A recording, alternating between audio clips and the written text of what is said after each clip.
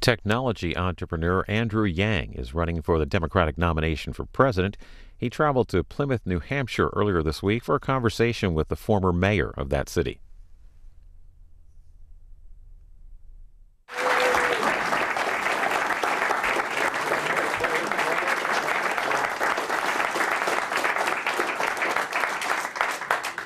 Welcome back to New Hampshire. Thanks, it's great to be back. I don't know if you all know, hey, how you doing, guys?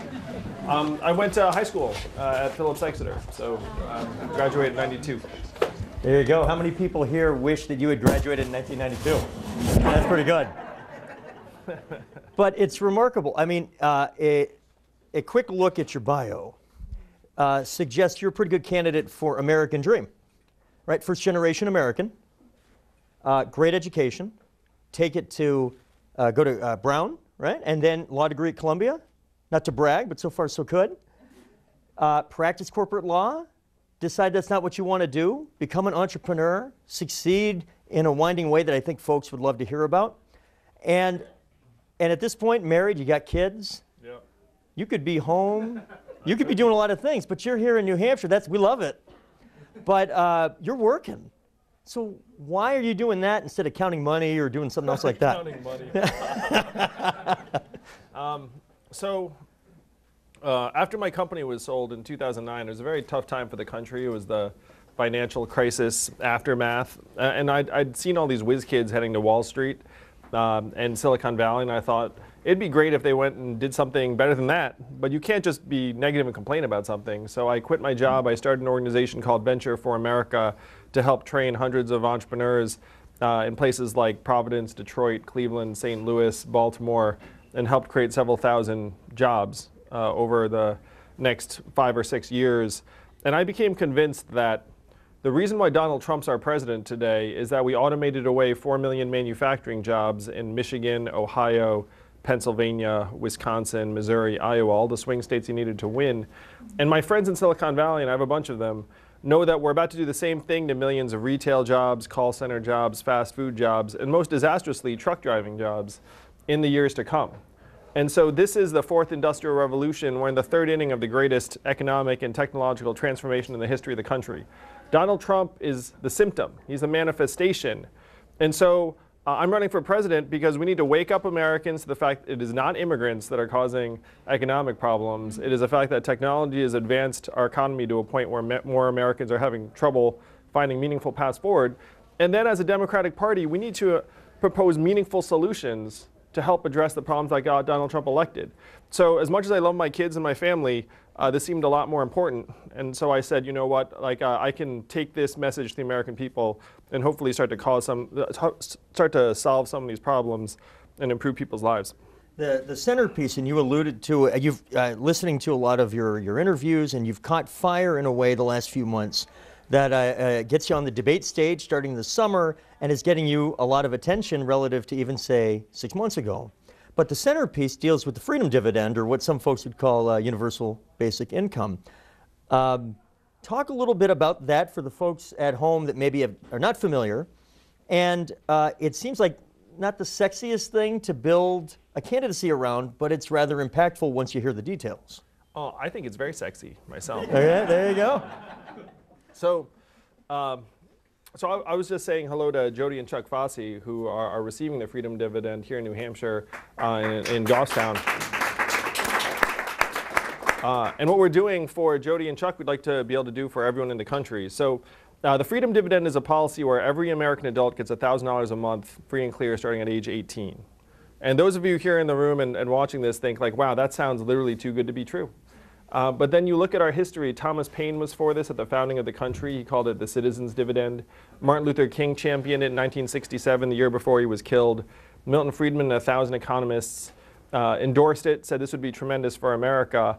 And one state has had a dividend for 37 years where everyone in that state receives between $1,000 and $2,000 a year, no questions asked. And what state is that? Alaska. And how do they fund it? Oil. And what is the oil of the 21st century? Technology, that's right. So what they're doing for people in Alaska with oil, we can do for everyone here in New Hampshire and around the country with technology money. And think about what $1,000 a month would mean for the people you know in your communities, in your families. It would be a game changer for many, many people right here in New Hampshire. A lot of folks, you alluded to Milton Friedman Yes. espousing this. Nobody will mistake him as a bastion of the left, right? He's the free market, he's the godfather of the free market economics. Why? One of the most common questions I hear asked after you describe it is how the heck you're going to pay for it? The too good to be true sort of follow-up? Too good to be true follow-up. Tell folks about how we pay for that. Yes. So how much did Amazon pay in federal taxes in 2018? Zero. That's right. Less than you all. How much did Netflix pay in federal taxes? Also zero. So you have to look around, and it's not just those two companies. You can go down the list where the big winners from artificial intelligence and all these new technologies are going to be the biggest companies that are graded as not paying a lot of tax.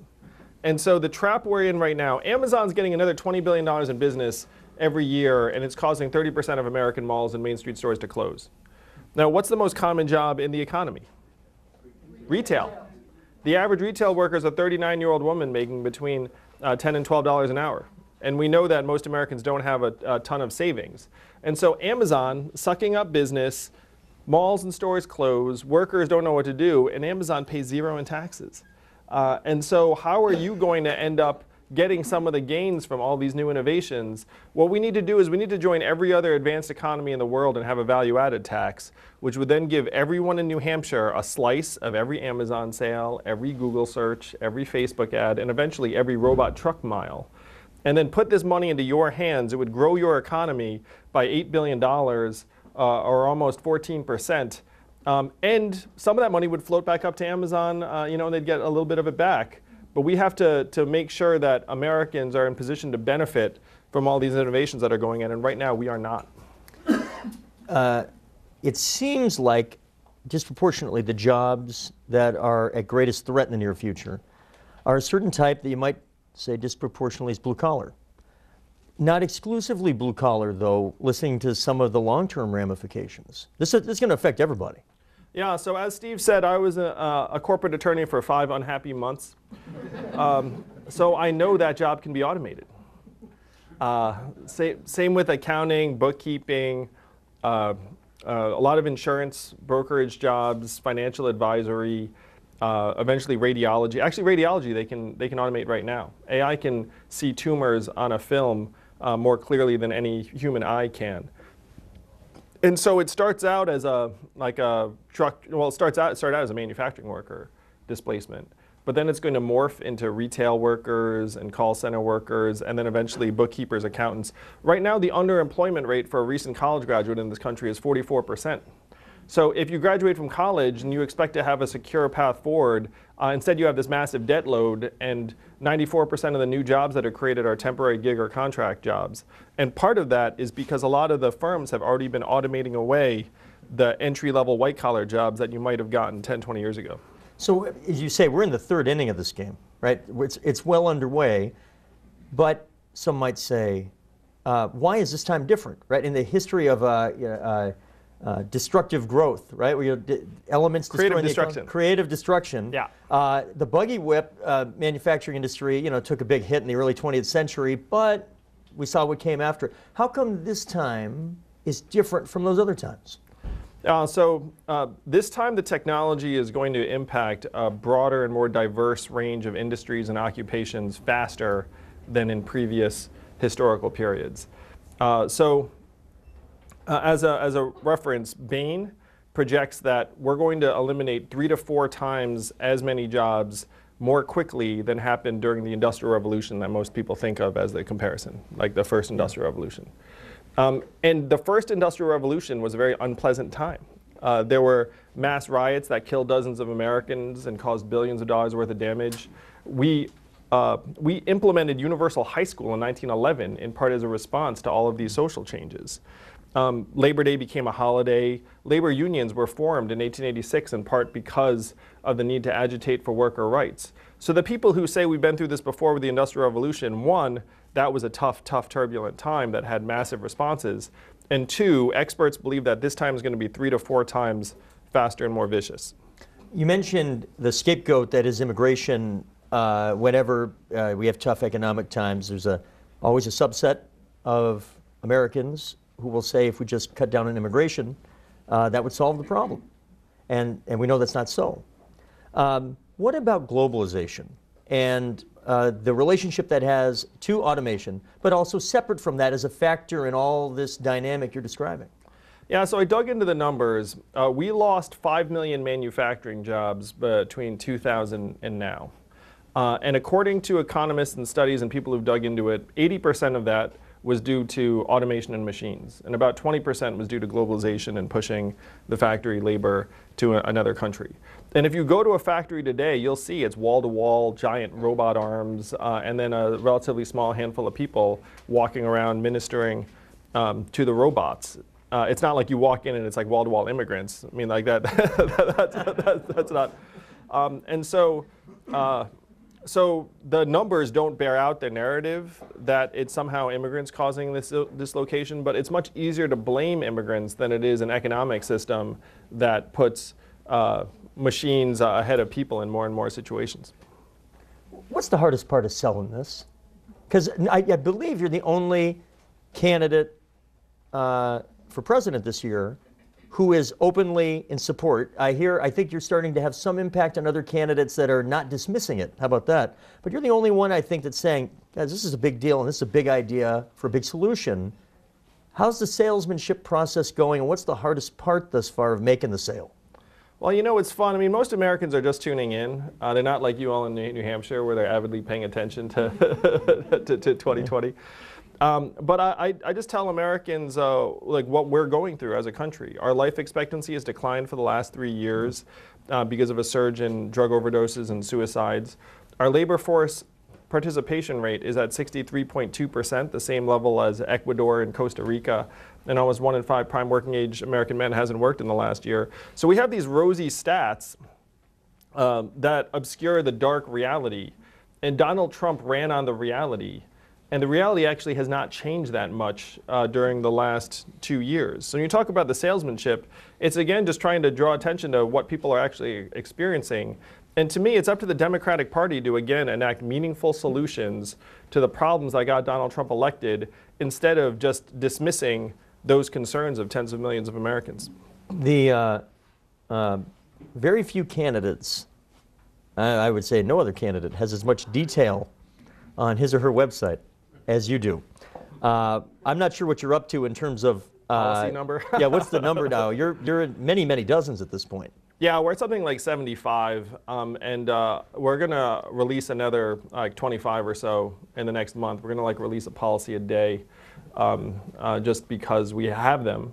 We've actually had them for a while. I think there's one reason why I like Steve, because Steve's also very wonky and likes policies. For those of you who've been to his events, I'm sure he but to me, again, we have to start focusing on real solutions for the American people, instead of arguing in symbols and various like wars of words or cultural messages. I don't think that's what Americans are looking for at this point. A few minutes ago, you mentioned suicide rates.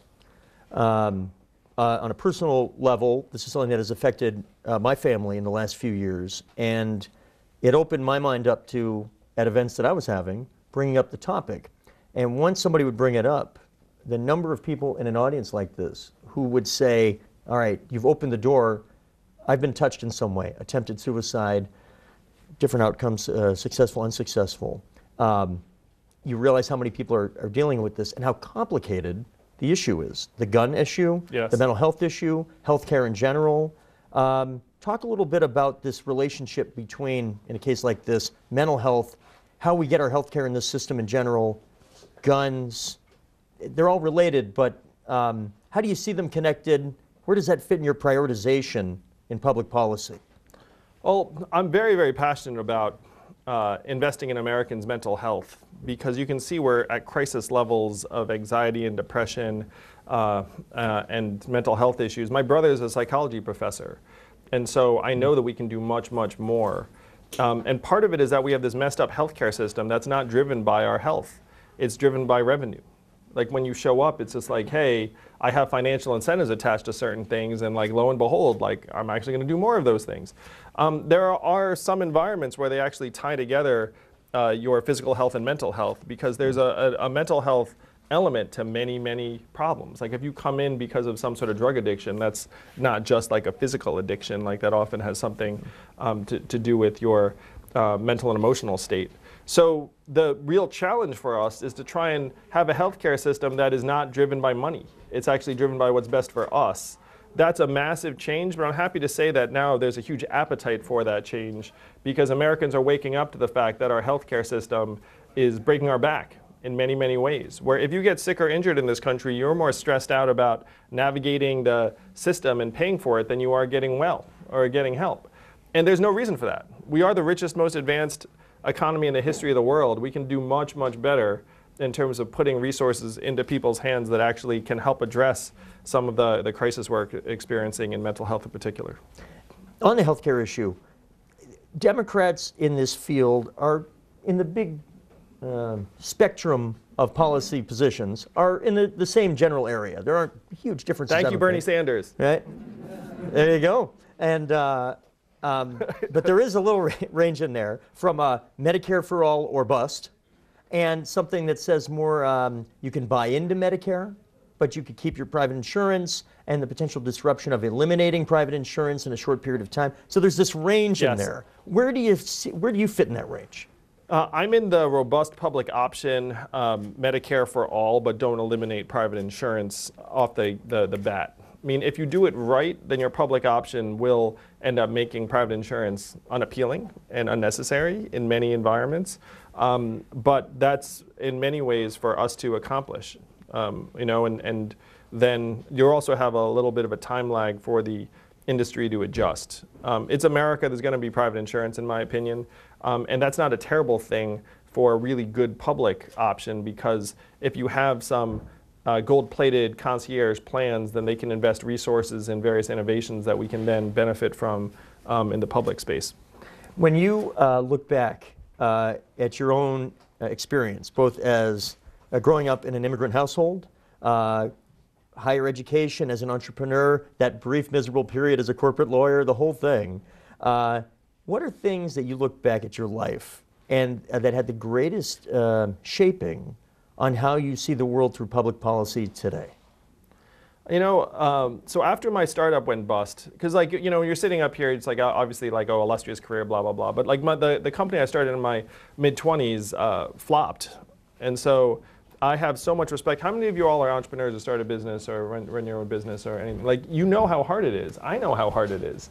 And you also, unfortunately, have to like put on a brave face all the time for everyone else. But how's it going? Does it go? It's going great. And then you like go back. And so number one is I'm very passionate about small businesses and the purpose, the vitality that they provide in a community. I just think it's so beautiful when you have a small business that grows and it hires people and like puts people to work in a way that's positive and productive. The software company I worked at after my company went bust was a healthcare technology company. So I understand the incentives in the healthcare system and how, frankly, broken that system is. Like how just completely overrun by money our healthcare system is. And then I ran a national education company that grew to become #1 in the United States. So I have very strong feelings about education, too. Someone joked, it's like, wow, Andrew, it's almost like you were taking a tour of the economy in case you decide to run for president at some point, which was totally not that. I mean, I would never, I'll be the first to say I never thought I'd be running for president. I'm Asian, after all. And, it wasn't in the mental vocabulary of like the immigrant parents being like, you're going to. So, that wasn't. So, but each of those experiences as an entrepreneur and head of a private company that that did well and had payroll, and working in the education and healthcare sectors all had a very profound impact on me. You mentioned entrepreneurship. We've seen, in relative terms, a collapse in entrepreneurship in the last several decades. The numbers are so bad. And so many net new jobs in the economy get created by the relatively small percentage of new ventures that take off. Yes. So it has this real drag on the economy. Massive. So why are we seeing this relative collapse in entrepreneurship? What could we do to reverse that trend line? Yeah, so there are a few big causes. But if you think about it, what business might you have started a generation ago? It might have been a hardware store or a flower shop or something on Main Street. And none of those businesses make any sense anymore because you have 1-800-Flowers and Amazon just like sucking that stuff up. Number two, the average student loan debt for a college grad is up to $38K. You know, their home ownership is being pushed back. In the old days, you might have not had debt and then maybe had a home that you could lean on for some seed money to start a business. Like now, all of that is completely gone. And then the third thing, which is related to the first, is that there's this mythology that the internet makes everyone an entrepreneur. And it does not, really. Like, it gives everyone a social media account. Those are very, very different things. So, we've actually, in many ways, raised the bar to start your own business in this country because many of the opportunities have gotten streamlined out by the internet. You mentioned higher ed. Highest average college loan debt of any state in the country. We're sitting in it right now.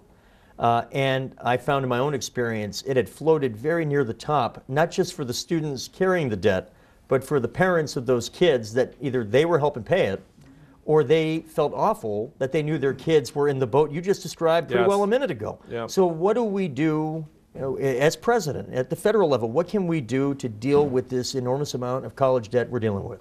Yeah, so this mountain is $1.5 trillion in school loans, up from less than $100 billion in 1999. Think about that. It's gone up more than 15 times in 20 years. And why is this? It's in part because college has gotten 2.5 times more expensive, and it has not gotten 2.5 times better. It's, there hasn't been some massive quality increase. So you have to dig in and again say, why is this so much more expensive than it used to be? And it's because of bureaucratic and administrative growth in the college campuses. It's not professors, it's not even buildings. Because if you build a building, you can generally get some rich person to give you money to put their name on it. So you've had massive administrative and bureaucratic growth, and then if you're a family and you have this massive price tag, you feel like you have no choice but to pay. And then the government's like, it's okay, we have this massive loan package for you. And then you're like, all right, I guess that's the thing I have to do. So you have to try and attack this at every stage, but it's so mammoth now that to me, the right thing to do is to forgive a significant chunk of the student loan debt of this $1.5 trillion. Because you have to ask yourself, what would we rather our young people do? Stay at home, living in their parents' basements, paying off loans for years and years, trying to dig out from under the debt, or starting a business, starting a family, buying their own home, doing all the things that would actually move our society forward. And anyone who looks at it and says, look, we have this $1.5 trillion in debt, it's a stimulus of the economy. And what amps me up about this is that during the financial crisis, our government had a choice. Bail out the banks or forgive the mortgage debt that many, many Americans were holding. And we chose the banks. Not we, none of us would have chosen the banks, I don't think. But our government chose the banks and said, here's $4 trillion, banks.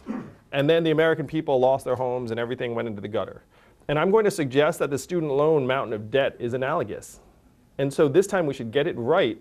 And we should say, look, let's empower our young people to actually guide our society forward and take the economy in the right direction and forgive a lot of the student loan debt that was immorally generated in many cases anyway. How about education before folks would get to post-secondary? How early? In this state, we're talking about finally getting full day K. We're kind of late to the dance at the state level on that topic before we even get to talk about pre-K. But let's say pre-K through 12. Yeah. What's the current state of American public education, and what do we need to do to take it to a higher plane? So the data shows that 70 to 75% of kids' academic performance is determined by factors outside of school. So that's parental time and input, how many books get read to them when they're very, very young, stress levels in the household, type of neighborhood. We're putting our teachers in impossible situations where we're saying, educate our children. Oh, by the way, you can only control 25 to 30% of it. But we're going to hold you responsible for 100% of it. So the first thing we need to do is we need to get money into the hands of families. And that's what this freedom dividend of $1,000 a month would do. Think about it. If you have 2 adults in the house, you get $24,000. Maybe one of you spends more time with a kid, and that helps give that kid a better chance to learn and then makes the teachers actually able to do their jobs. So number one, if you get the money into families' hands, that helps kids learn. The second thing is we need to pay teachers more. And the numbers are very, very clear that a good teacher is worth his or her weight in gold, and that as a profession we're having a hard time both enlisting and retaining teachers. And one of the big problems in American life today is we just don't trust our people. Like if you gave a school a lot of money, the last thing they would do is pay the teachers more. Am I right? They'd be like, oh, we got this money, what are we going to do? We're going to like hire some consultants. We're going to like buy a new system. We're going to maybe get some like whiz-bang gadgets. And the data says the best thing they could do is just give the teachers more money. So we should just give the teachers more money.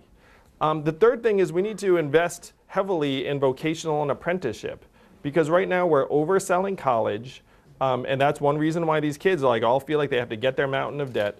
The 6-year graduation rate from a college, a 4-year university right now is only 59%. We have hundreds of thousands of kids who are starting college who don't finish, who shouldn't have gone in the first place.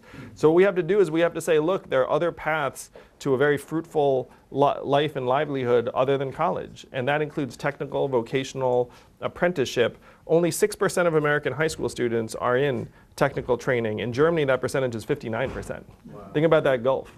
So what we have to get Mike Rowe of Dirty Jobs, and we'll have this public awareness campaign and say these jobs are awesome, and then we'll also make teachers' jobs easier, because they won't all be saying like college, college, college. They'll be like, oh look, you know what would be good for you? Like maybe some of these other tracks.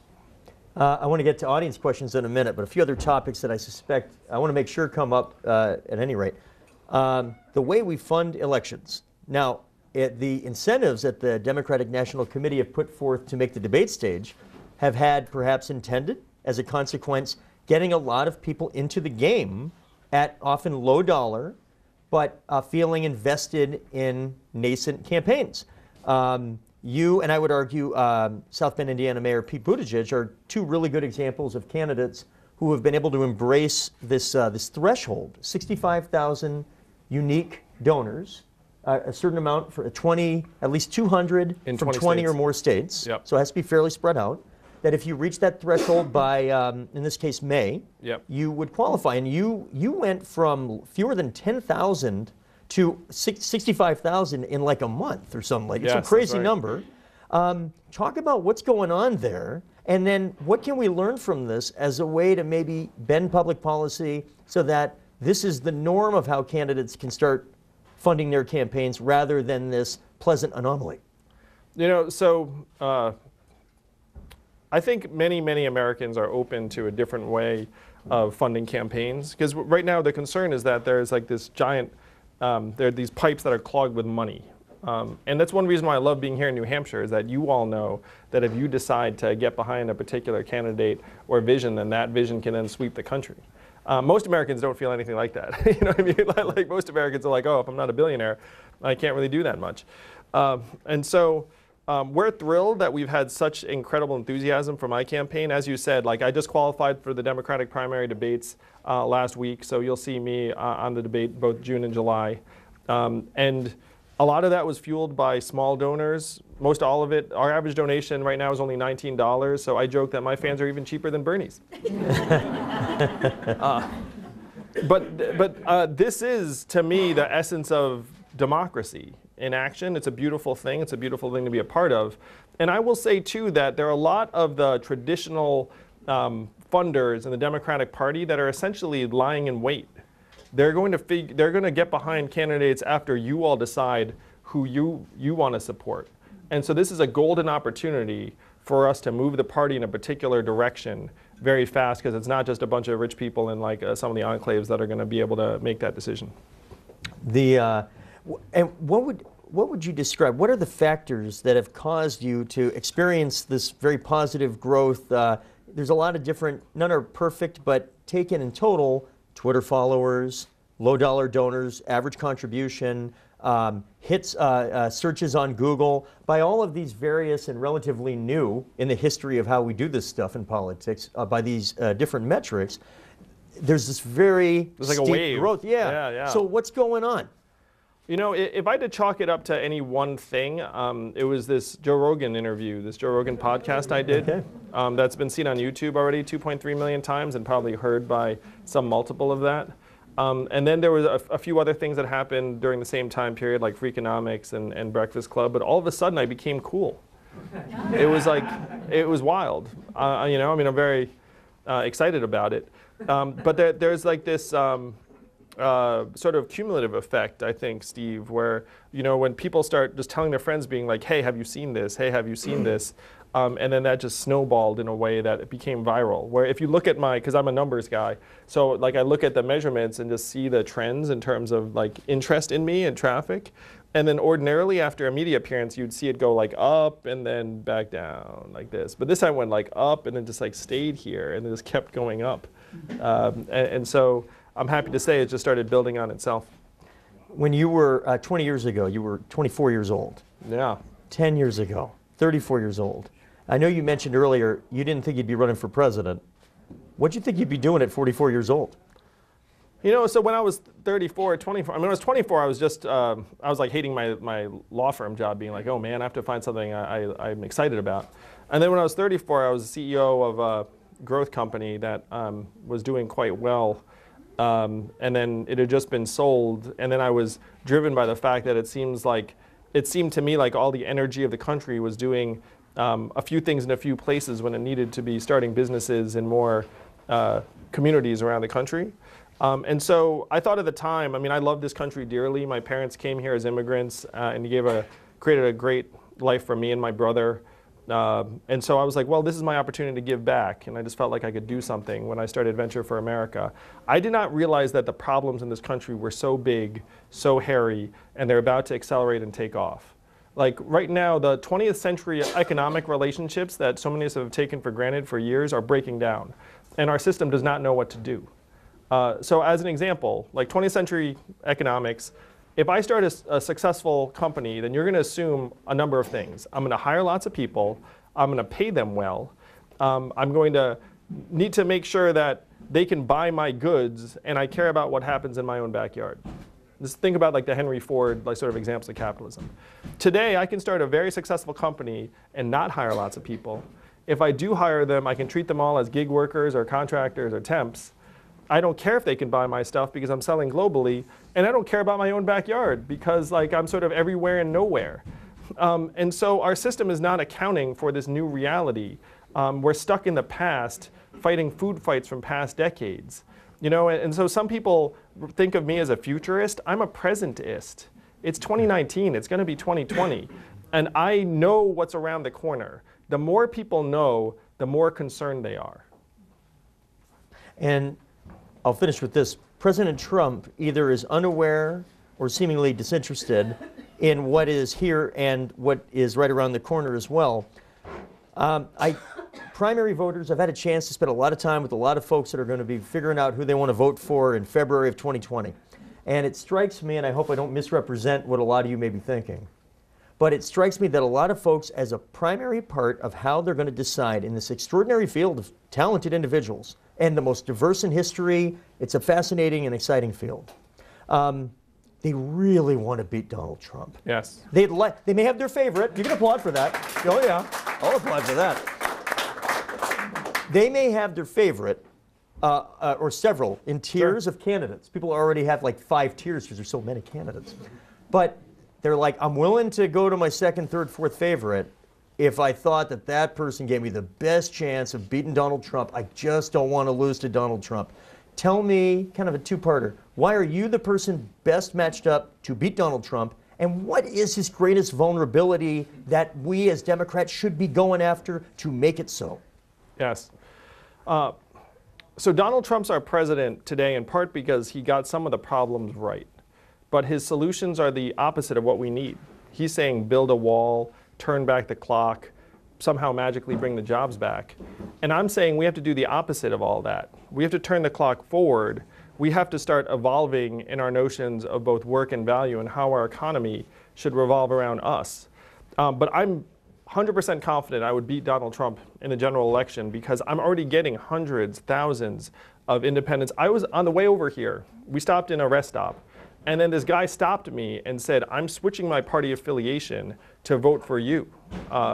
Where I'm getting thousands of Republicans and independents from around the country saying that I'm what they were hoping for when they voted for Donald Trump. So I'm going to get the progressives behind and the Democrats because I'm about getting money into the hands of families and making our communities stronger.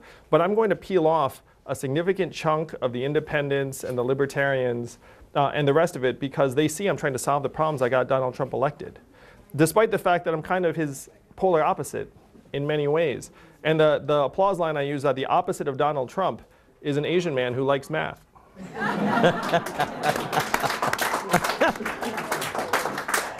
Well, that seems like it's good a point to end this portion because we're going to go from there.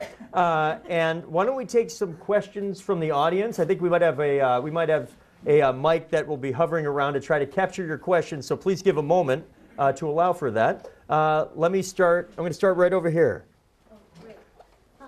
I'm very interested listening to you. It's sort of a two-pronged question. It's like, to make change in this country, is the office of president the thing to do, particularly when you have McConnell and other people blocking everything that you might want to do? And the other part of the question is, what, with your ideas of moving forward and recognizing the problem, in Lordstown, Ohio, right now, where they just closed the plant that made the GM Cruise, what about those people? Trump is saying, I insist that you hire those people back, but what are you going to do for those people? Yes. So let's say, thanks to you all, I become president in 2021. And we will know exactly why. It's that the Asian man who wants to give everyone $1,000 a month just became president. And then the Democrats and progressives will say, let's make this happen. And then Mitch McConnell and the Republicans and conservatives will be like, wait a minute, this would be a massive win for people in rural areas and red states on the interior. This is a rebalancing of the economy that ends up funneling economic resources into many of these communities. And you do not need a supermajority to get this done. You only need 51%. Keep in mind that the only state that has a dividend already is Alaska, which is a deep conservative state. Now, it's one reason I named this the freedom dividend, is because it tests much better with conservatives with the word freedom in it. So we have to show the American people that we can get big things done that improve people's lives, and then we can hopefully break down this polarization and dysfunction that is seizing up our government. As to the factory workers, you can't browbeat executives into going against their economic incentives. I mean, that's really the problem many of us are having right now, is that Democrats and Republicans alike are saying hey, treat your people better, when every incentive for that executive is to do the opposite. It's and I've been a CEO, you have to hew to the bottom line. So what I would do for those workers is I would say, hey, here's $1,000 a month, and let's try and have meaningful paths forward for you and the people in your community, because we need to think much, much bigger. We can't go backwards. The path forward is going to be rocky for many, many Americans, but it's going to get less rocky if we actually acknowledge what's happening in our communities and then start putting real resources to work. Oh, yes. Thank you. As a numbers guy, I'd like to ask you a question about the transformation of the tax code over the past 60 years and how it is now, and what might you think about that and perhaps change it?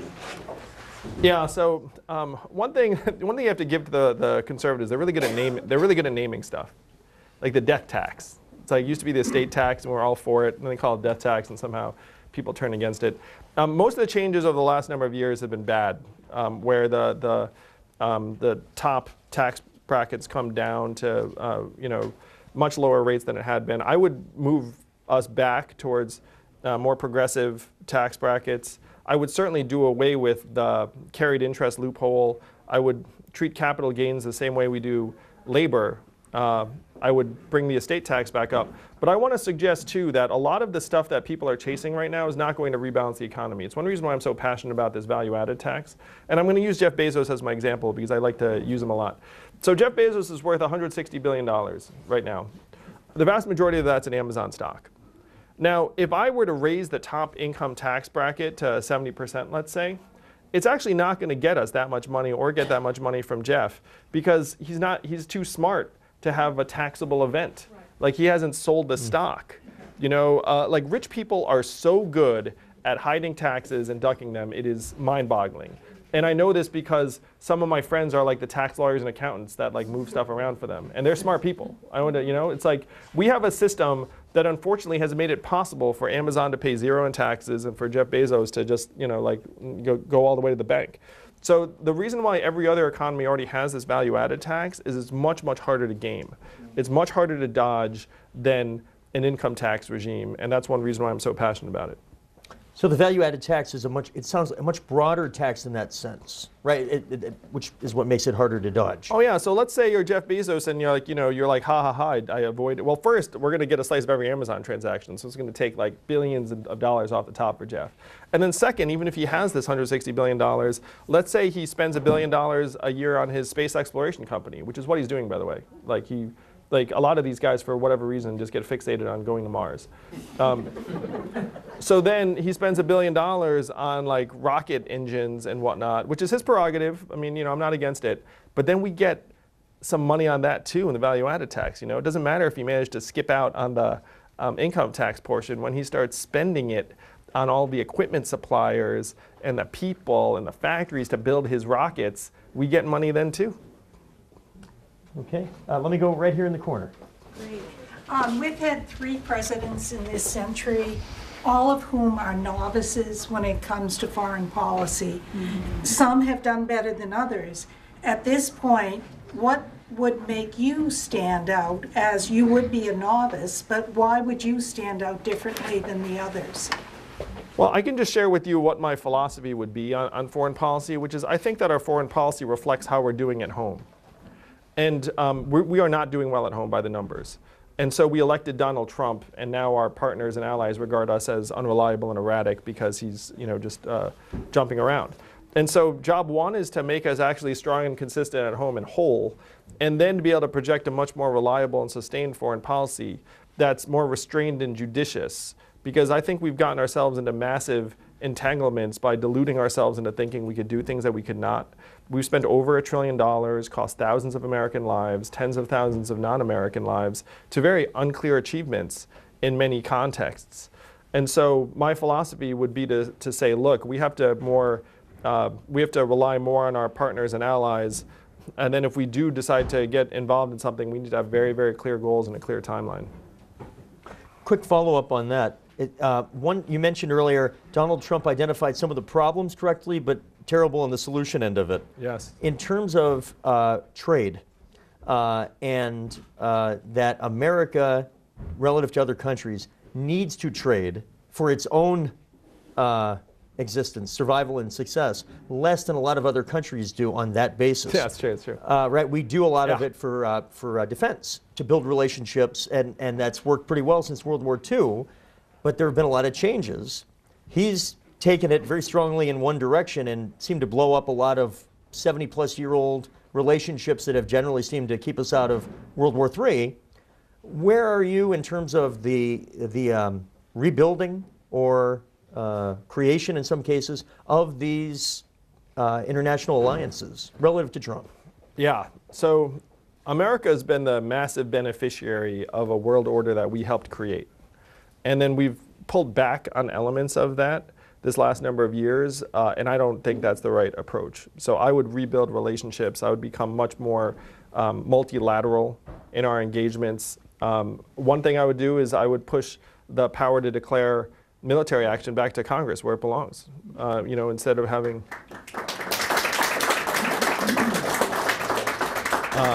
and I think that many of our allies would find me to be like a very reliable and reasonable and trustworthy partner. I'd also suggest that I'm a cult hero in parts of Asia, and so I think there'd be some people there that are very excited. There you go. Yes.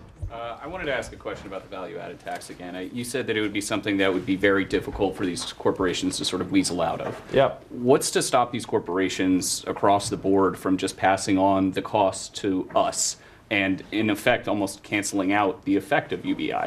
I guess I worry about a time in the far-flung future where everything's become so much more expensive because they're sure as not going to take a hit on their profits. Yeah.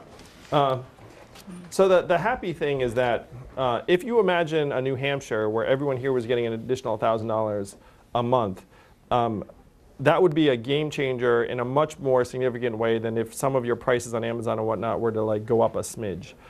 Because most of the money would stay right here in New Hampshire. You would spend it on tutoring and food, car repairs you've been putting off, like the night out at like a local establishment like this place. It's a beautiful place. And so a lot of the money would circulate over and over again throughout the community. And it's not like people in your community would all of a sudden start gouging you, like in part because there's still competition between different businesses. One of the examples I use is like, let's say I'm president 2021, the dividend starts coming through, you're like, wow, we made the right choice, this is excellent. And then you go out to the local burger joint, all of a sudden their burgers are $10 instead of $5. Like, are you going to be like, oh, that's fine, I made money? Like, of course not. You'd be like, what happened to this freaking like menu? Why is it so much more expensive? And then you'd go someplace else, and then all it takes is one business to, not gouge you, and then the other businesses more or less follow suit. So to the extent there's some kind of mild pricing, people would end up way ahead, except for approximately the top 4% of Americans. And right now, the top 4% of Americans hold a lot of the wealth and are spending a lot of it. So the beauty of this system is we can get the money from where the money is and then put it in the hands of American families and consumers. To the extent that there's any price difference, it's not going to hit people in New Hampshire. It's going to hit, frankly, the people that are buying yachts and whatnot. Thank you. Okay, yes, sir. With the value-added tax, how would that affect people like us? Yes. So the great thing about a value-added tax too in other societies is you can actually make it fall more heavily on certain luxury purchases and exempt certain consumer staples. Like my proposal assumes that you have like a blanket rate, but you can very easily exempt things that people rely upon for day-to-day uses or have like a lower rate.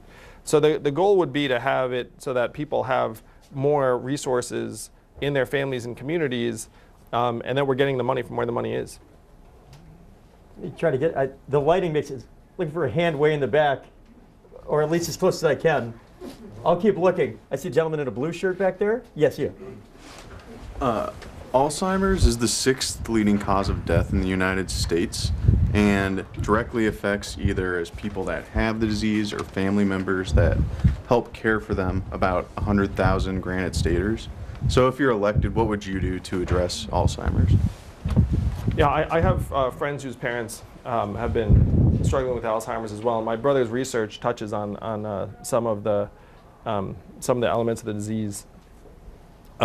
So big picture, we need to do much, much more for aging Americans generally, and Alzheimer's obviously like a component of that.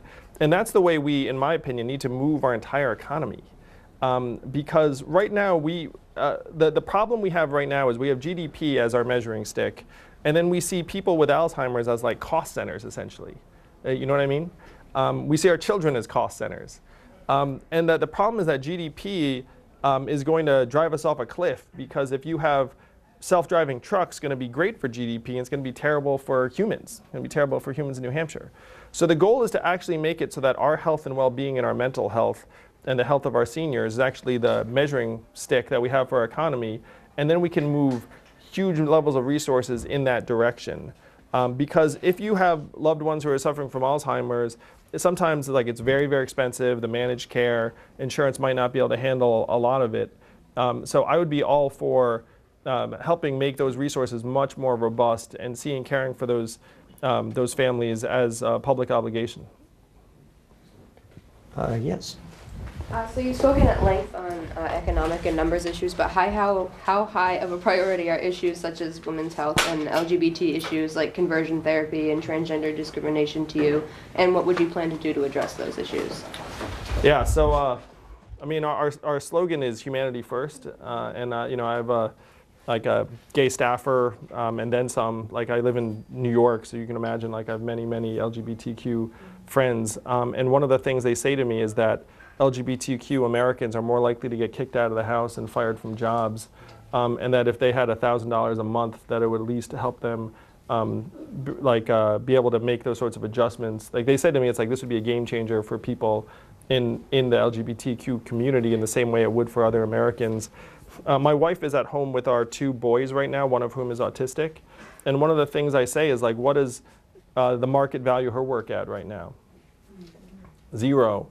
And so it turns out that trying to evolve in our sense of measuring economic value and our worth is actually deeply tied to women's issues in particular, because we all know that women do the vast majority of the unrecognized and uncompensated work in our society. And so if the Democratic Party is going to be seriously about empowering women, then we need to start moving economic resources towards women in something like the freedom dividend, because right now there are thousands of women in New Hampshire and millions around the country who are stuck in exploited or abusive jobs or relationships that $1,000 a month would actually help them improve. So I'm not saying that money is the answer to everything, but I'm saying that money actually would make a bigger difference in many people's lives than some of the other things that people are discussing. But I'm already committed to having an LGBTQ official at the highest levels of government, because it's very, very important for people to know that leaders represent society. And one question that you didn't, I don't think, well, I think you mentioned reproductive health, I believe, at the early part of your question. Oh yeah, I'm sorry about that. Just I want to make sure you touch on that. Oh, thank you, I appreciate that. I don't think men should have anything to do with deciding women's reproductive issues. No, it's like we all know that if men got pregnant, laws would be very, very different. And so I think that men should just be like, you've got this, and then leave. And I have a feeling I know what women would decide, but it should be up to women to decide for themselves. I do. One of the things that doesn't get discussed a lot, even in some of the interviews I've seen you do dealing with the freedom dividend, is you just touched on this, and I hadn't heard you describe it this way before. I can say this as a white guy. The economy, in a myriad of ways, some very subtle, some not so subtle, still pretty clearly advantages the white guy because of the way that we've defined value of work. Yeah. And that is an enormous structural question. Like it's this, we often talk about policy in these fairly granular ways, and it makes it hard to get at these enormous societal changes that would be required to at least begin addressing in order to actually fix a lot of the smaller, quote unquote, smaller things that we spend all our time on. So it seems like a lot of the policies, as you talk about universal basic income, begin to touch, at least in some way, on almost everything else that you're getting asked about tonight. Yeah, and so I agree that the economic system right now is very much geared towards men. And so if you're passionate about women's rights and empowerment, which we all should be, then your choice in my mind is you go to each individual organization and say, hey, like you're geared towards men unfairly over women, which most of them are. And so you can go to each organization and say, hey, like try and make that better. I'm going to suggest that's like a very, very difficult thing to change in each organization. You know what's going to be much easier? If a majority of us get together and say, you know what? The market does not determine our value. We are the centers of this economy, and we can easily declare a dividend of $1,000 a month and make it so that everyone has at least some baseline value, and then start moving from there. And that, this is the great thing. I'm a numbers guy. All we need is about 50,000 people in the state of New Hampshire to get behind that message, and then we make it real. Like, that's something we can do. We can control our capital flows much more quickly and powerfully than we can control just about anything else. If I were to say to you, hey, we need to change our schools, we know that's really, really hard. If I were to say we need to change our culture, very, very hard. If I want to say we can change capital flows and get everyone a dividend, we can 100% do that. All we need is enough people to embrace the vision of a trickle-up economy from human beings, families, and communities up, and we can make it real. And then that improves the lives of women and people of color and LGBTQ Americans in a way that we'll be able to celebrate after we pass this law. Let me go 1, 2, 3. Let me hit this side, then come back. So let me start with you, sir. So first of all, thank you for coming up here. As a future unemployed radiologist, I'm looking forward. The other thing that I want to talk to you about, your numbers guy. So you've been mentioning there's this thing called this modern monetary theory where we can keep accumulating debt, national debt, budget debt, and things are going to be okay. I want to hear your opinion on that, and if there's a plan to fix that in your mind. So. Yeah. So I think that America's deficit is an issue. and that we need to try and get our spending under control in some way moving forward. You can't just have like rising spending ad infinitum. That said, we right now have the flexibility to make meaningful moves in investments. We are still the global reserve currency. If we decide to invest in our people, we can. As an entrepreneur and business person, we always talk about investing in our people. But then in the public sector, it's the opposite. It's like, don't invest in anyone. And you know what? We end up investing or spending money on people anyway in things like prisons and shelters and emergency rooms. I was just here in New Hampshire a couple of months ago, and a corrections officer said to me, he said, we should pay people to stay out of jail because when they're in jail, we just spend so much. So we right now have the flexibility where we can make big moves. And if we make this move, I'm happy to say it's going to pay for itself many times over. But I take our spending seriously. There are things I would scale back and rechannel because I don't think that we have the ability just to print money and not have anything negative happen in the future. If I, as a follow-up, we spend a lot of money on defense. It is the largest non-mandatory outlay in our budget. Where are you on opportunities to do something about the sheer number of dollars that we spend in defense without compromising our ability to defend ourselves and our interests? Yeah, so we're spending $750 billion or so we know about on our military each year. And a lot of that's going towards things that may or may not be contributing to our safety at this point. And so you have to look and say, what are the true threats to our safety today? And my list would go something like climate change, cybersecurity and AI, infrastructure, loose nuclear material. And so does having like a massive new aircraft carrier help with some of those plans? It's like some of them not as much.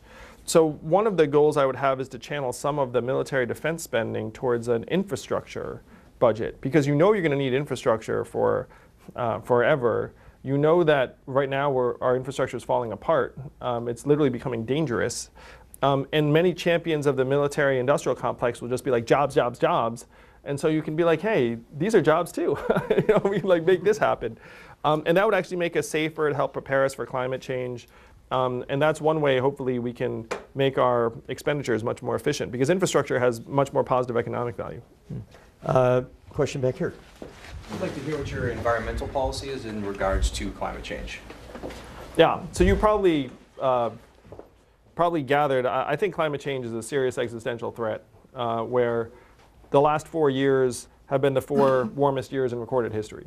So you don't need to be a scientist to think that this is about to get even more catastrophic. So I'm for rejoining the Paris Accords. I'm for a carbon fee and dividend. I'm for investing in a much more sustainable infrastructure. I'm for the vision of the Green New Deal. But I would say 2 things that make me somewhat different from other candidates on this. First, I think that financial insecurity is hand in hand with this issue. Because if 57% of Americans can't afford an unexpected $500 bill and 78% are living paycheck to paycheck, they have a mindset of scarcity where they literally just like have their heads down trying to survive. And then if you go to them and say, hey, we need to worry about climate change, some of them will say, I can't pay my bills. The penguins will have to wait. And so again, we can control our capital flows much more quickly than we can anything else. So if we pass the dividend and then we get their heads up, we replace this mindset of scarcity that is sweeping our nation with a mindset of abundance, not 100%, but like 60-40. And then we go to them and say, hey, we need to worry about climate change. They'll look at their children and say, yes, we do. So this is an accelerant to galvanizing energy around climate change. The second thing is this brutal reality that the United States of America is only 15% of global emissions. And a lot of this discussion seems to suggest that we're 100%. That if we somehow cut back, then the entire Earth will like stop warming. The reality is, even if we went at it wholeheartedly, and I want to go at it wholeheartedly, the truth is that we're probably just going to slow the rate incrementally, and that we need to start looking at carbon capture and sequestration and other geoengineering with the expectation that the climate's going to warm regardless of our countermeasures. Yes. You're remarkably popular amongst the far-right users of 4chan, which we all know is correlated with the tragedy in Christchurch over the last week. And you've taken the very bold step. I don't think anybody else I've ever seen do this, tell people you don't want them supporting you.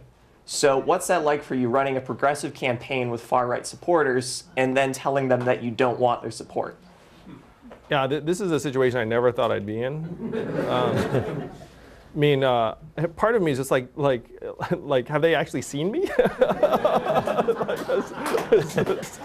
It's one part. I'm literally the son of immigrants, arguing on a platform that's trying to help like all Americans.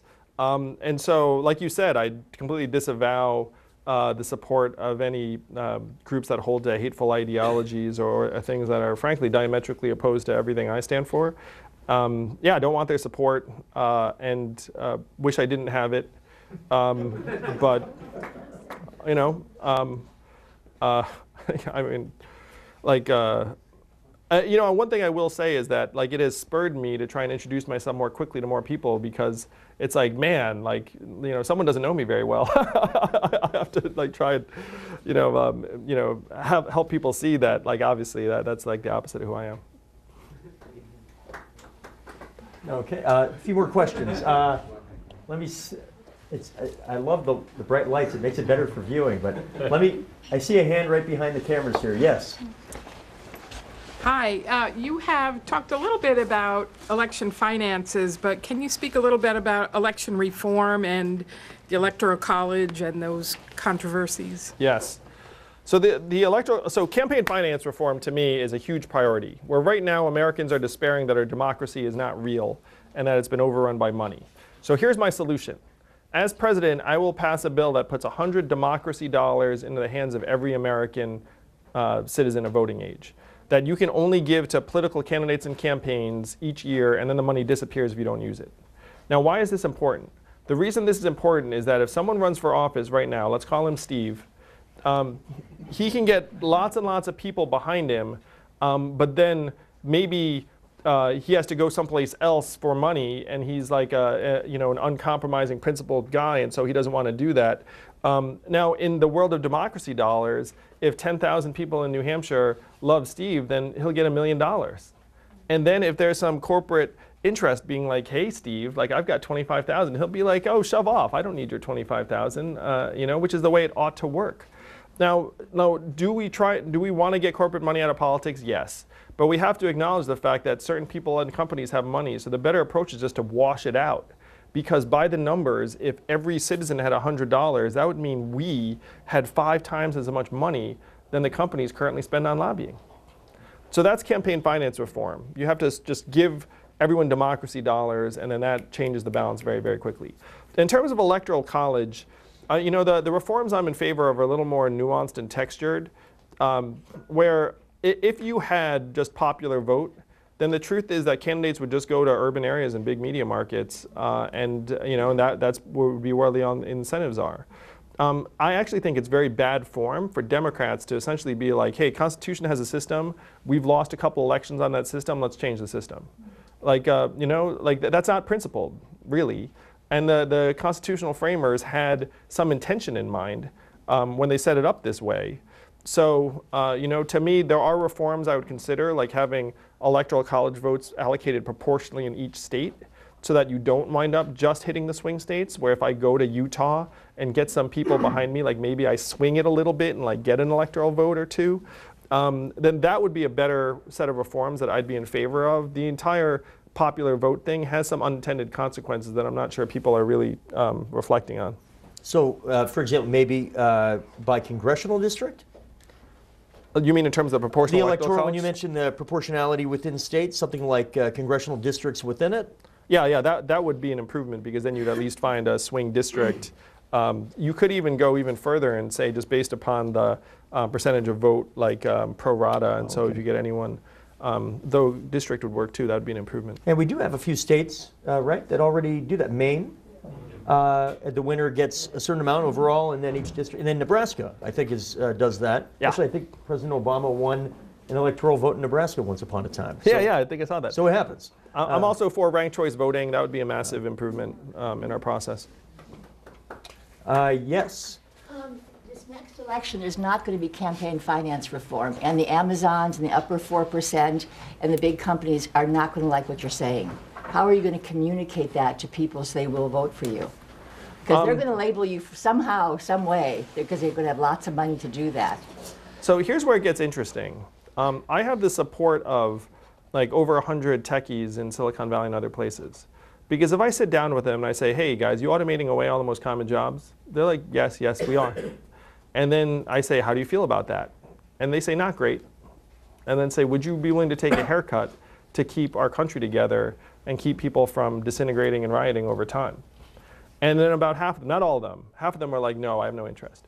But half of them are like, yeah, like I do have an interest, sign me up. I just got a text message from the CEO of a major tech company, like congratulating me on the awesome work I was doing. So this is not like a villainizing thing where some of these techies are, you know, parents, patriots. Like the thing is, we're all just captive to the system. Like they're doing their job, and their job is eliminating other jobs. And they don't feel great about it. But if you go to them and ask them for help, I can't get them all, but I can get enough of them. And if you have a sense of me, like I was invited to speak to 70 CEOs at like a major bank. Like the folks who are at the top of American business that know me actually see me as eminently reasonable, non-ideological, quite practical. But the other thing is that in a democracy, like, you know, if I get enough people, like it doesn't really matter what these people think. But like I'm a reasonable man, and like anyone wants to work with me, and I'm friends with enough of them where it's not going to be clean cut, like either way. A quick sort of follow-up to that. Now that you've been in this for a little while, what do you think of the way we pick presidents? I don't mean like the Electoral College and I don't mean the actual mechanics. I mean like the maelstrom of like going to Iowa and standing on a counter, or going to New Hampshire and doing like, or any place, or the fact that a lot of states you don't actually go there very much because it's like the 37th state on the map on the order. Things like that. Yeah.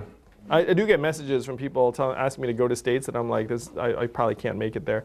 I feel bad, you know. It's like, is there a reason for me to go to, you know, Nebraska? It's like, it's like, well, but I think that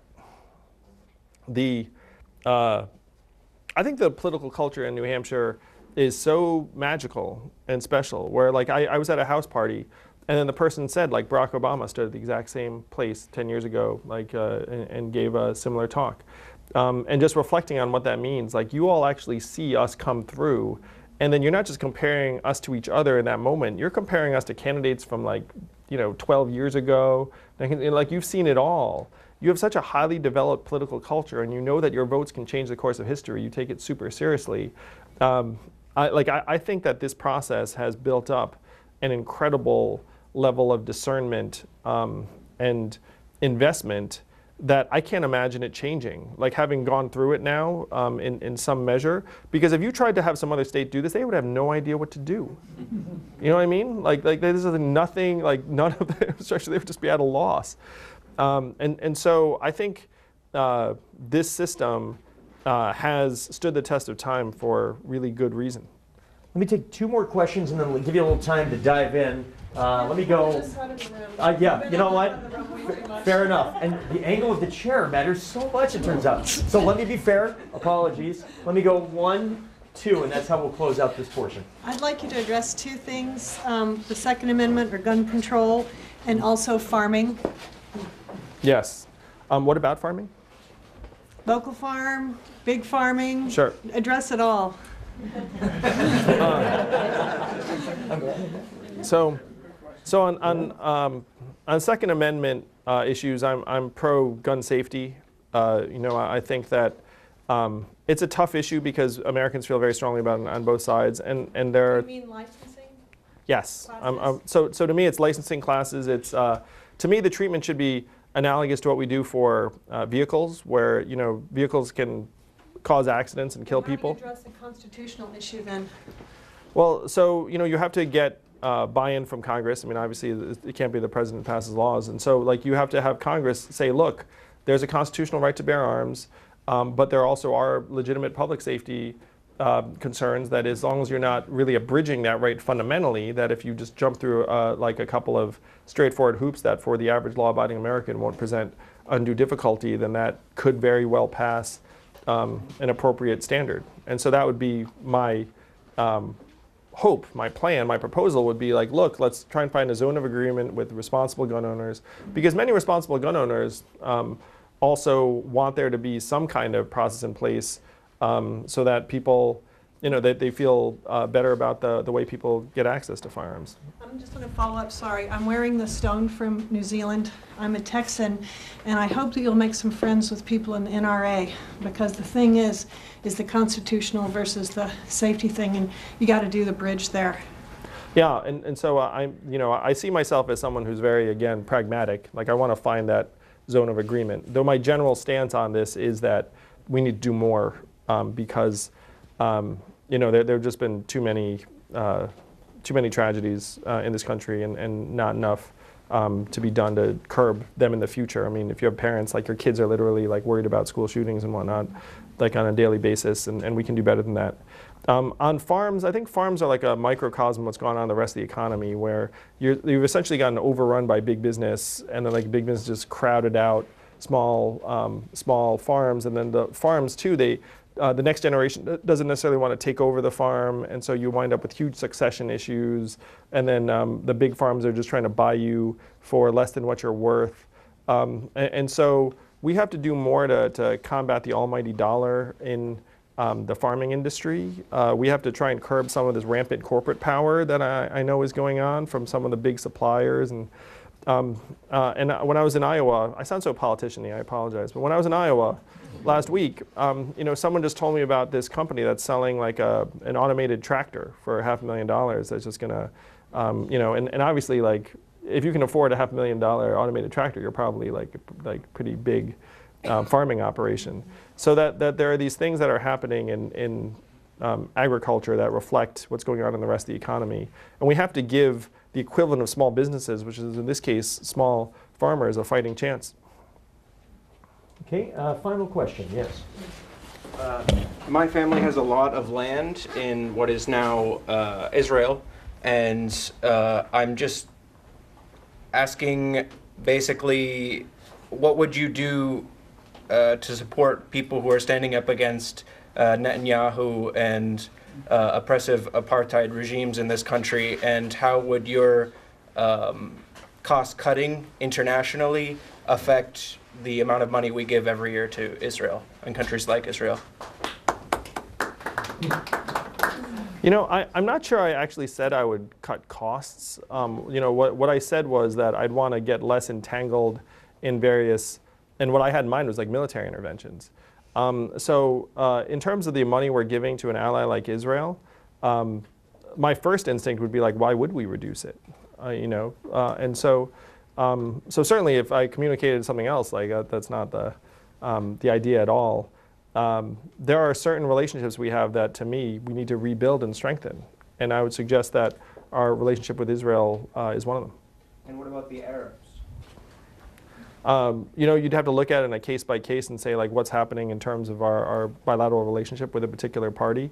But my zeal is to try and build strong alliances and partnerships. If someone's been working with us for a long time, they should feel like they're being rewarded for that, frankly. And then if someone has an interest in working with us, we should be open to rewarding that too. But for each country, like, you'd have to look at what's going on at that time and what the lead-in has been.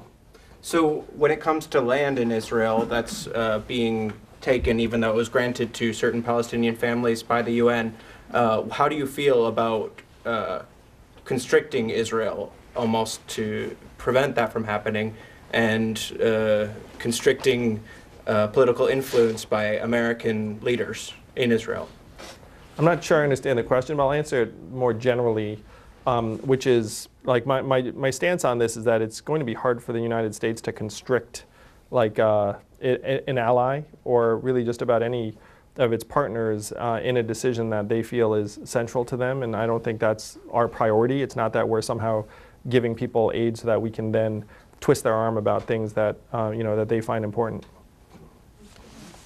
Okay, you'll be available to mingle a bit. Why don't you tell folks the website, how they can help, all that sort of thing, before we unleash you to the crowd. So thank you all for this. First, let's give Steve a round of applause for this.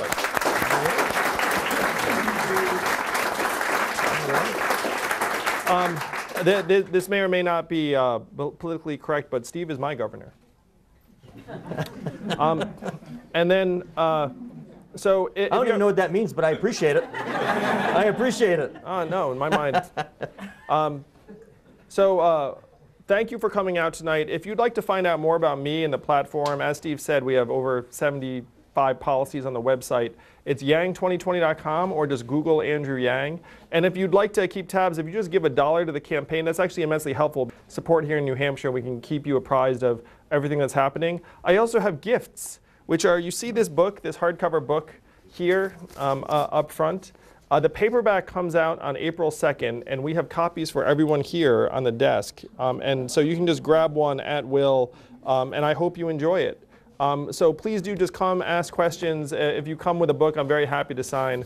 But thank you, Steve. Thank you coming in, and thank you, New Hampshire. Thank you all very much. Thank you.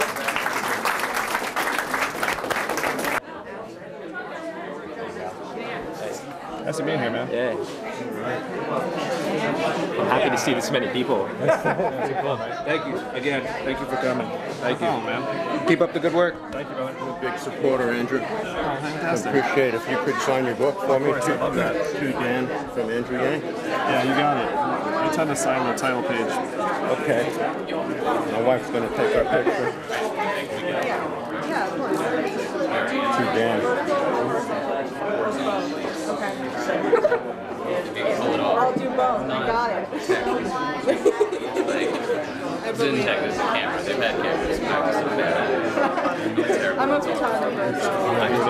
Thank you so much. Your supporter. Thank you, Dan. I need it. Appreciate you. You got it from me. Thank you so much for coming. I appreciate it. Thank you also for answering my question about the value-added tax. No problem. It's a great question. I'm not economically minded, so I appreciate you just explaining it. And a friend of mine asked that question to me, and I didn't know how to answer him, so now I do. It's a very intelligent question. I don't know if we're getting a shot. Yeah, I think you want to get a photo.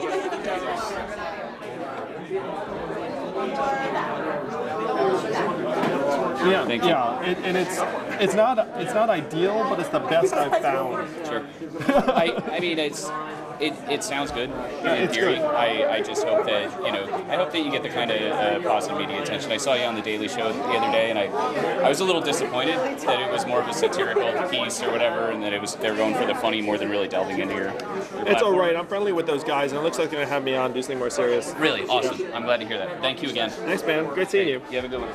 Hi, Andrew. What's your name? Becca. Becca. It's great to meet you. Thank you for your question. Yeah, thank you for being so blunt, I guess, about I think that women should just take the vote. Because I feel like a lot of candidates that I've heard talk have not just said that, which I feel like is the obvious answer. I don't know. Like this morning when we saw Beto, he was at Plymouth State on campus, and he said that it was like an issue, but he didn't address how he was going to do it or anything. So I really appreciate it. Oh, I'm so glad, Becca. Yeah. I mean, it's very important to me. Yeah. Yeah. Yeah. It should be important to us all. I mean, let's just say that, I remember growing up and feeling very, very different, and what I experienced was a very, very, pale shadow of what many other Americans experience. Yeah, I really appreciate that. Yeah. No problem. You wanna Also, get a picture? it's not cool to hear that you went to.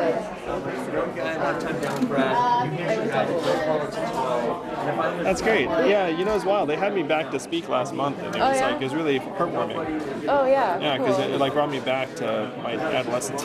Yeah, yeah. Well, it's so great to meet you, Yeah, and thank you. congratulations on digging into where the candidates are. Thanks. I'm so very happy. Hi, I'm Paige Chapman. I was her boss in the last election. Yeah. I was the campus organizer for PSU here. So I'm really excited that everyone's coming and we're able to dig into this. And I'm really glad that you answered her question because that's one of my main things. I used to work in sexual assault awareness, so congratulations. Thank you. So thank you for coming. This is your second time here, right? I've been in the state 11 times, but who's counting? Well, I saw you when you were at PSU last Oh, yeah. time. So it was only PSU. I'm saying Okay. that way. Yeah, that's true. Well, I appreciate you coming. I appreciate you, and way to...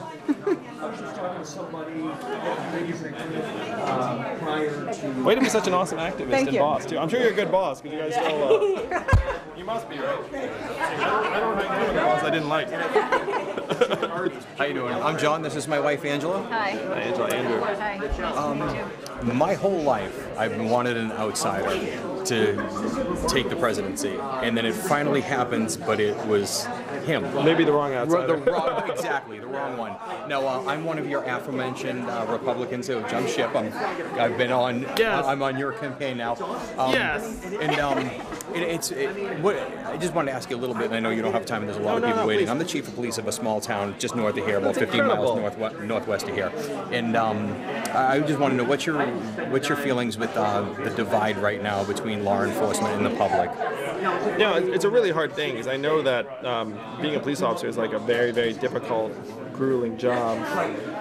The goal has to be to try and bring the two sides together and have more community policing, where then like the police get the benefit of the doubt from the community, because the people in the community are like, oh, I actually know like the police officers, and it is not the sort of wall.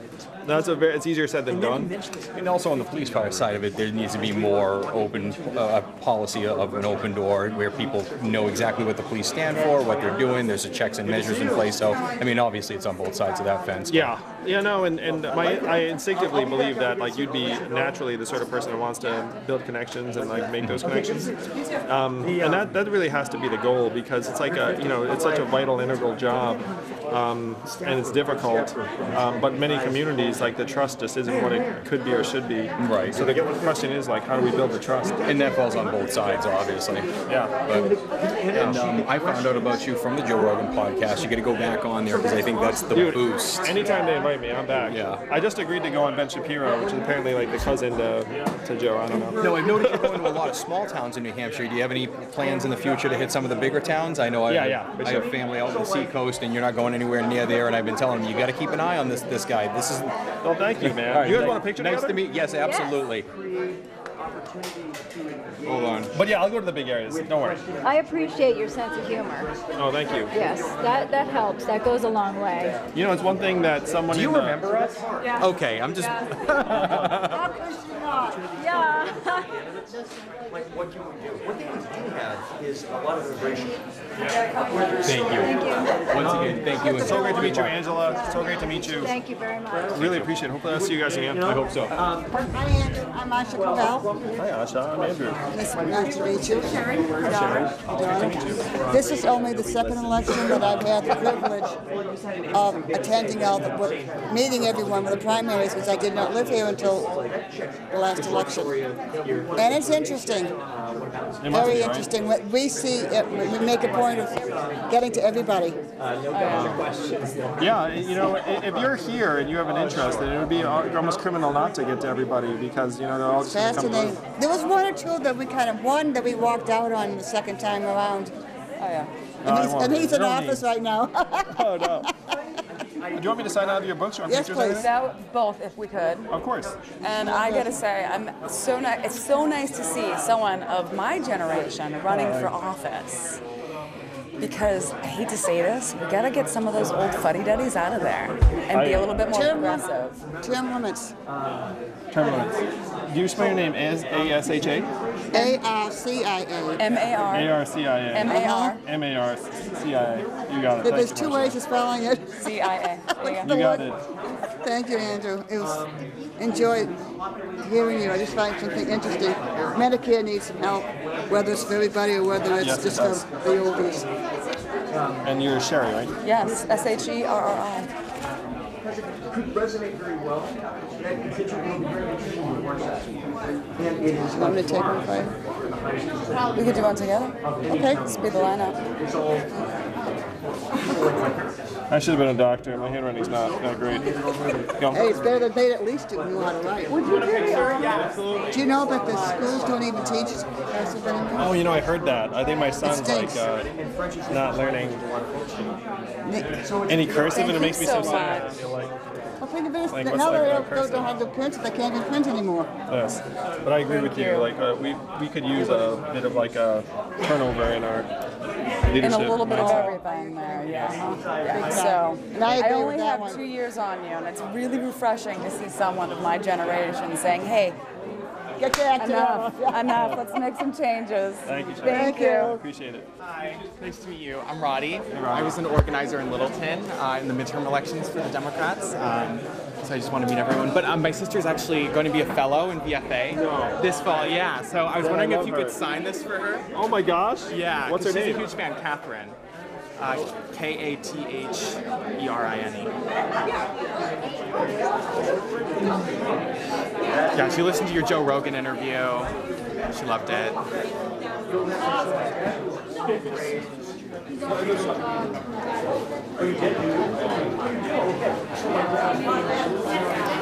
Look at that. You come out of this event and you end up with like a nice gift for her. Yeah, exactly. So I was wondering if we could just get a picture as well. That's it. Is it my turn? Yeah, I guess so.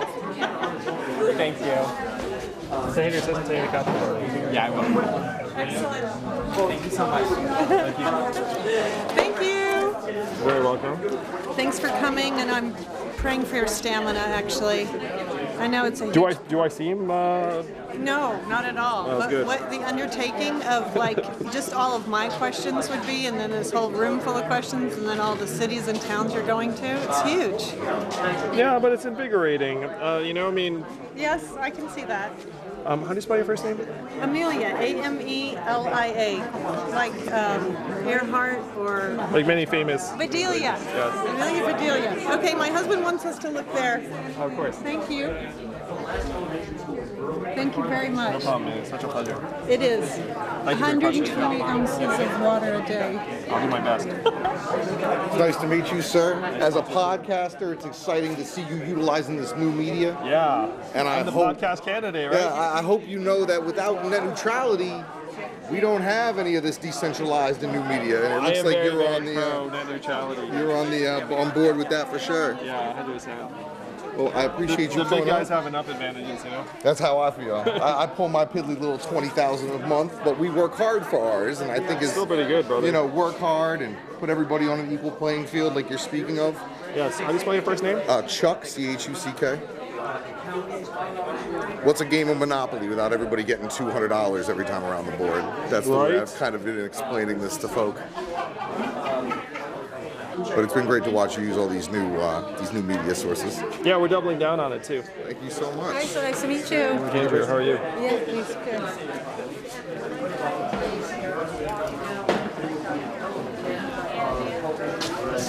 And Lewis. L-O-U-I-S? Yes. All right.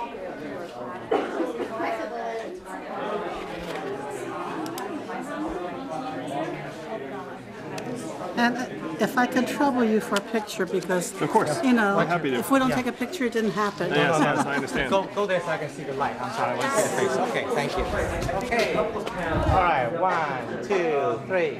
1, 2, 3. Okay. Thank you very much. Good luck to you. Thank you so much for being here. Yeah, yeah. I appreciate that. A great deal. Looking good. Look at the t-shirt choice. Yay! Andrew, I'm Shaw Yang. Yes, Xin Yang. Okay? Yes, my name. Oh, no wonder. Yang 2020 indeed. That's right. Absolutely. I have to get the Yang vote. You gotta get the Yang vote. Right. So, I think it was a pretty good start, actually. yeah. So, yeah. You got it. Shaw. Shaw, yeah. So, We're- yeah. we're with Well, Indivisible, so, we're representing, we're like leaders in an Indivisible group. You probably made Oh, the thank you, of course, organization yeah. in India and Massachusetts. So, you know, definitely welcome to have you. I find it, you know, if I could follow up with that guy who was talking about Israel, I mean, the Let me straightforward, sign this too. Let me sign this too. Oh, sure. the straightforward question would be, do you support a two-state solution for Israel? And if so, how would you affect U.S. you foreign for being here. policy toward Israel Yeah. to that effect? You, Thank you, Sean. okay. Yeah. Have the, it's my brother, okay? It's my brother. I like it. Thanks for always looking out for me, Shaw. All right. Absolutely. Absolutely. His last name is Yang, so he needed to buy the t-shirt. My name is Match your colors too. R-U-R-U is for you? L-U-L-U. Yes.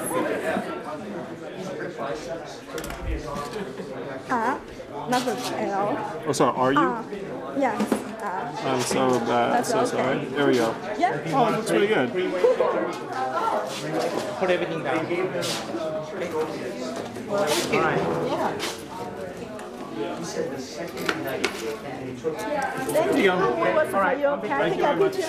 All right. Cheers. Okay. Do a three-way picture. If somebody Together. Thank you, bro. This is the extended Yang family. All right. They drove 2 hours. Indivisible. Massachusetts. You're all in there. Thank you. All right. Thank you so much. There you go. Thank you. Hi. Hi, I'm Alana. Thank you so much for coming. I'm an econ major at UNH, so I totally align with what you're saying. I know. I was in the car with my mom. I'm like, why don't Democratic candidates really care about, the Rust Belt? Why don't they care about these jobs that automation is taking over? It was I just learned in class today, another labor economics class I'm taking. And Wow, so good. I like your professor. yeah, she's great. So yeah, no. Yes. But totally get to UNH. There's so many people who support you. I'm coming your way. Okay, cool. I will be frontline champion you. Thank so you. if you need anything. I've actually got a staffer here. If you just give her your info, then I need to get to UNH, and we're coming back. This tour actually got set up a while ago. So now next up. All right. How do you spell your first name? Alana, A-L-A-N-A. But you can do it to Kate and Claire too, all three of us. This is my sister and my mom. Hi, Andrew. Hi, Andrew. Nice to meet you. Wonderful to hear somebody intelligent and very nice. So is it KT? Yes. I'll just go out to And what's your name? Claire. CL? A-R-E.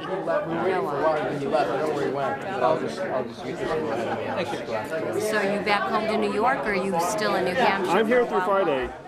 I'm going to go to the North Country and visit some places that a lot of people don't visit because they reflect what you're talking about. Yeah. Because factory closing and the rest of it. Yeah. So trying to be true to the message, which is actually look after people. So important. Yes. So, yeah, I'm in the healthcare field, so I definitely appreciate what you're saying. Do you guys want a picture or anything? Yeah, I'd love that. That'd be great. Maybe someone behind Can you take a picture for us real quick? Wait, Mom, my camera's not good with photos. Okay. Can you get a photo for us? Thank you. Thank you so much for coming. Thank you.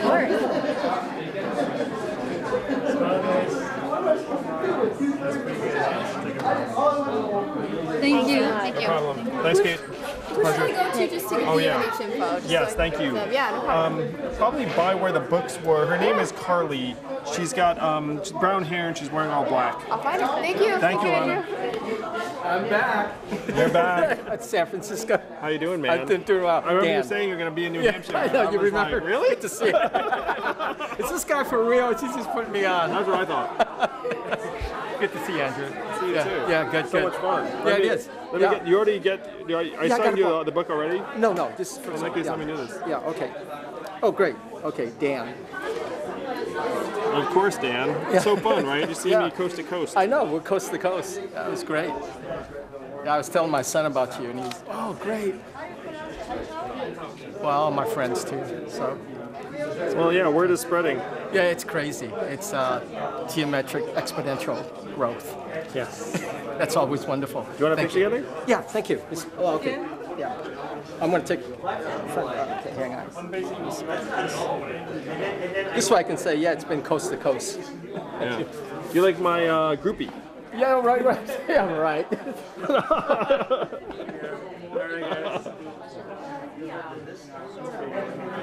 Yeah, thank you. Maybe my roadie. I'll think about what that. 谢谢。 Thank you, Ting. Good luck. 谢谢你。 Hey, 你好。你好，你好。Very proud of you. Oh, That's thank you. Chinese. Yes. Yeah. You did a good job. Great. Oh, good. Very good. I know we met on the way in. Okay, so I tell some story. My husband and meet each other because John McCain's campaign. Yeah, I was working with John. Yeah, back 2000, right? Yes. So he worked with John McCain as veterans. Then I have a friend working in China and from Look at this. You guys met each other through that? Yeah. Oh, look at you. So he asked, then introduced we know each other. So he always supported John McCain. So today he saw the TV said you're going to be here. Yep. She tell me said I couldn't go. I want my wife to. She's now a U.S. citizen. Yeah, I know Do you want me to sign from. one of these guys? Huh? You want me to start signing while we... Who do you want the check written to? Oh, thank you very much. Yeah, yeah. It's Yeah, Friends of Andrew Yang. Okay. Okay, That's so incredible. this is one for me, one for my friend. You got it. Okay. So What's your name? My name is Li, L-I. L.I. Yeah, got first, it. this is the first name. So my daughter is Sunny. She's a dentist. She's in Alaska. Is that who you want the second book to? Yeah, the second for Sunny. Sunny. S-U-N-N-Y. You got it. Yeah, she's a dentist in Alaska. Yep. Yeah. So what happened? I was a medical doctor in China, so I do acupuncture in here. Oh, great. So I have 2 clinics in here. Wow, congratulations. I can tell everybody about you. So Thank you. anything you need help, just let me know. Okay. You know what we need to do is we need to give you a like some Yang swag, and then you just like stick it someplace where Okay, patients will see it. I didn't stick everywhere. Actually, I can put my books on my clinic. So Oh, yeah, I please. let everybody, yeah. Yang for Prez, okay? I love it. That's a great memo. Yeah. You So guys are this- incredible. Yeah. Thank you. Do you want me to So sign this, yours as well? this is my business card. So you need the help. Oh, thank or you. you need I actually the could work use that. here. Also, if you come New Hampshire, anytime just call me. Thank you. Know, if you need Would you a- like a picture together? I feel like we should commemorate this, right? Okay. Sorry. Yes, sir. Do you want to end this? Yeah. And for purposes of veterans, I'm interested in support. Thank you. Thank you. And Berkeley Go Bears now. Yeah, you're right. I wish I had my Cal hat. Okay, Jeff, can I just go with him together? Huh? Wait together. Just. Oh. Yes,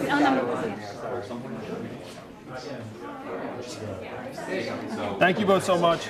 Congratulations. What a great story. So, 再见. the other thing is, if you come here, you need a place. I have a big church at my clinic. You have a party or something, I can hold for you. Thank you, Lee. That's Okay? beautiful. Yeah, no problem. Okay? Yeah. That'd be great. I have your card. Okay. Fantastic. Thank you. Chris, nice Of to meet course, you. Chris. Saw you Very on happy to. Young Turks there. How With fun. the interview with Jenk. So. Is it CHRIS? Yes, it is. And you put Chris and Yolanda. So we're taking one book between the two of us. Well, it's We're from very- Goffstown as well, so it's same set of their family. So it was nice what you did for them. Is it YOLAND? Yeah.